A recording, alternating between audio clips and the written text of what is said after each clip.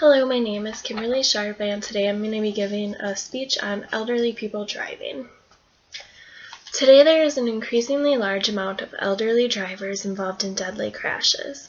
As we all age, our senses start to decline and can cause unsafe driving conditions. Often this is referred to as impaired driving. Currently there is minimal legislation regarding elderly driving, even though they are responsible for a large number of deadly crashes in the United States. I think that due to the disproportionate accidents involving seniors, there should be more stringent limits on the eligible driving ages in the United States.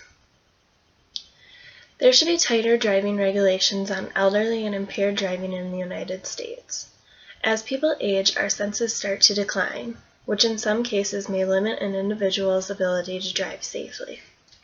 A study by Professor Cobb found that there are 4 areas of concern with elderly drivers: visual search, recognition of a problem, evaluation, which is making the decision to act, and response. It is important to be able to recognize a problem and act accordingly when driving in order to avoid crashes. The AARP, formerly the Association of Retired Persons, argues that many older adults have perfect driving records, and that singling out the elderly for further testing would be diminishing. Although it is likely true that some elderly individuals have perfect driving records, the facts show that elderly are more likely to get in fatal crashes than almost any other age group. In 2012, there were 5,560 people 65 and older killed and 214,000 injured in motor vehicle crashes. A disproportionate amount of car accidents today involve an elderly person. Drivers over 65 have more fatalities and crashes than any other group except for those under 25.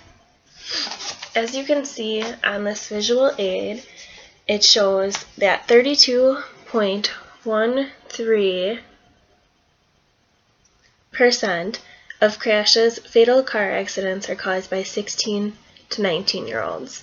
This year shows 20 to 25-year-olds accidents, and then 23.8% of accidents is by 65-year-olds and above.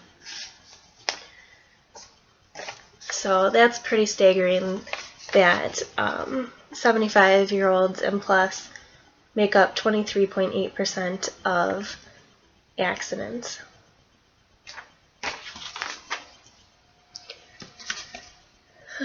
Having stricter regulations on aging drivers would not be discriminating against the age group, because regulations will be imposed for their safety along with the safety of the general public.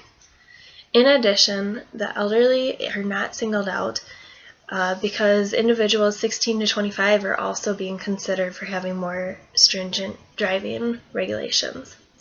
Young people 16 to 25 have been getting more attention in the media and government than the elderly, but impaired driving in the elderly continues to be an important, lightly addressed problem.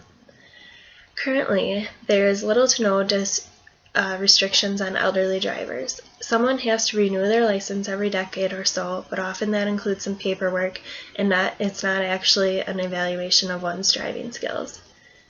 Physicians are required to report unsafe driving to the proper officials, but often they do not because they feel bad for taking the individual's license away, and it potentially will threaten their independence.